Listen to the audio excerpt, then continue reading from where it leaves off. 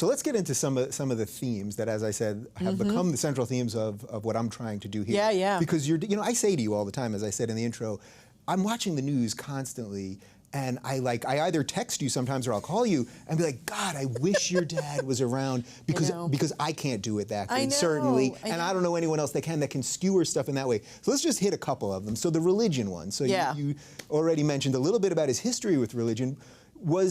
Was he an atheist? Did he describe himself in any specific way related to God? No, he did not use the term atheist. He felt atheism was as dogmatic as any other ism out there. Lately I've been introduced to what they call the humanist kind of community, which is something I relate to a lot more. I think he would have felt better about that.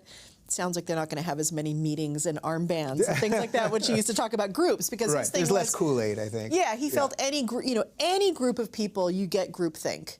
And then where does the individual thinking, happen in that situation? So that always worried him.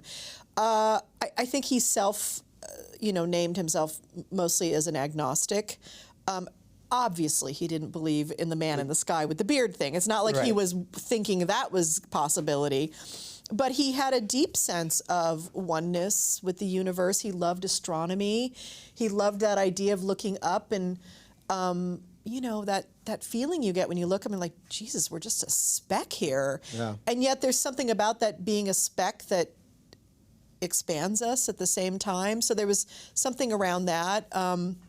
He was a man who dropped acid in the 60s and had some transcendent experiences about that. And it talked to me about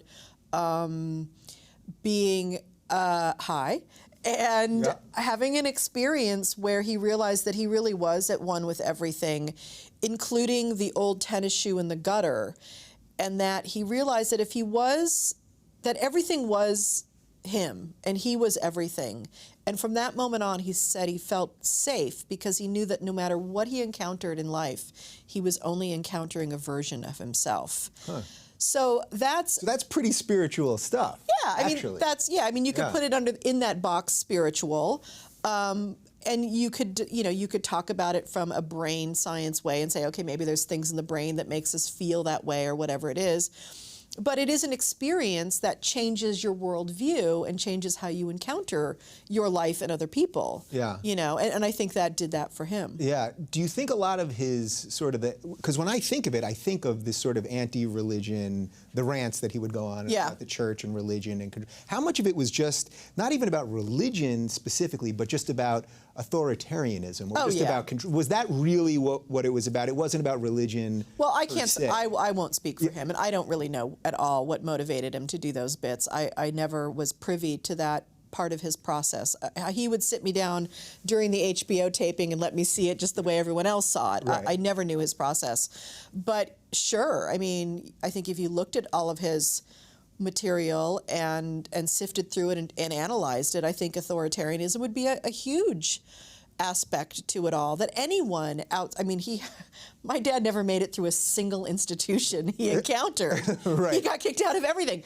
Elementary school, junior high, high school, did not finish high school, 9th grade, dropout, then joined the Air Force early, promoted and demoted. I've got a little piece of paper of his that has all the listings of the promotions and the demotions that he had in the Air Force. So got kicked out of that, and then ultimately, became this straight suit, clean-cut comic, and even that conservative form that he had to be in order to be a successful comic, because his dream was to be in the movies eventually, that felt too restrictive and authoritarian for him, and he rebelled against that too, ultimately. Yeah. He was always looking, I mean, he talked about the line. He always, a comic's job is to find the line and to cross it. And I think that's what that's about, is anyone telling you can't do something, all right, let's cross it and really see what we can do on the other side of that. Yeah, so let's just back up for a second, because you mentioned that at one time your dad was this sort of,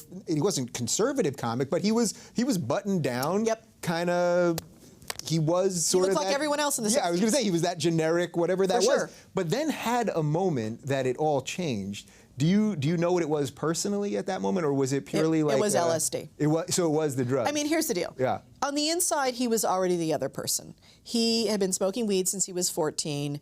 His politics were a little more conservative growing up. His mom was a Republican.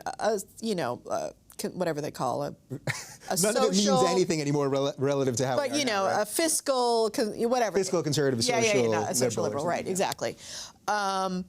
And when he met Jack Burns, his first thing was he was a comedy duo with Jack Burns. Mm-hmm. Jack Burns was way left progressive, and my dad was more moderate guy. And Jack took him and pulled him and taught him about everything. And then, of course, Lenny Bruce, blew his mind too. Yeah. So on the inside, Dad was a radical.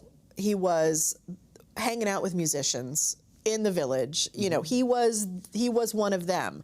But he had to put on this exterior in order to build this career, because in his mind he had this Danny Kaye plan, and he wanted to be like Danny Kaye in the movies. And he felt the way to do that was TV and these nightclubs. I mean, really, there were no comedy clubs back then. Yeah. You were doing the Playboy Club or the Copacabana, and you were opening for, God knows. The Four Seasons. Who knows? Yeah, I mean, If you were lucky, it was the Four Seasons. Engelbert Humperdinck, Yeah, exactly. I mean, he opened for the Supremes in Las Vegas in Yeah. 69, it's like, so. Which really, think how crazy that is. Like, you can say it and we don't really absorb what that means, but your dad, Yeah. even before his transformation, opening Yeah. the Supremes, it seems so bizarre. Yeah, and that was a great gig for him. He was making a lot of money in that gig. Yeah, I think you tell a story where he got fired from that gig. He got fired for that gig, Yeah. and he was making more money than he ever had made, and he said the word, what was it? Is it ass in that one, or shit? I think he said shit. That he got fired twice in Vegas. Ass or shit. Yeah, ass or shit. And Red Fox is down the street doing XXX stuff, of course. So, Right.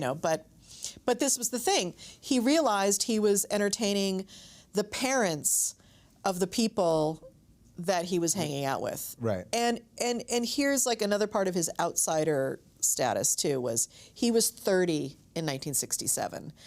So he was already too old for the hippies and all the kids that were going through that, because they were all early 20s, but he wasn't relating to their parents either. Sure. So he was this interesting bridge between those two generations, but related obviously much more to the younger generation.